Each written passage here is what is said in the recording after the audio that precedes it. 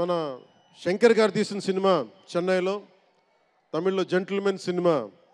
నేను టికెట్ కొనుక్కొని థియేటర్కి వెళ్ళి, ఆ రోజు నేను ఇంకా యాక్టర్ కూడా అవుతాను, అసలు రాజకీయాలు పక్కన పెట్టి యాక్టర్ అవుతానో లేదో అని ఆలోచనలో ఉన్నప్పుడు ఆయన సినిమాని నేను కూడా టికెట్ కొనుక్కొని బ్లాక్లో ఆయన సినిమాకి వెళ్ళాను, శంకర్ గారి జెంటిల్మెన్ సినిమాకి.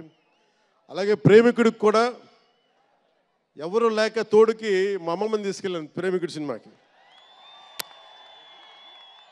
பிரேமிக்குடி சினிமா அம்மா என்ன சொல்லுவாங்க, పార్టీயோடு పోయిటానే. అంటే అలాంటి అందరినీ, అన్ని వయసుల వాళ్ళని కూడా ఆకట్టుకునే సినిమా. ఎంటర్టైన్మెంట్తో పాటు ఒక సోషల్ మెసేజ్ ఉన్న సినిమాలు ఆయనవి. అలాంటి మంచి సినిమాలు భారతదేశంలో ఈ రోజున చరణ్ గారు కానీ, రాజమౌళి గారు కానీ, జూనియర్ ఎన్టీఆర్ కానీ, వీరందరూ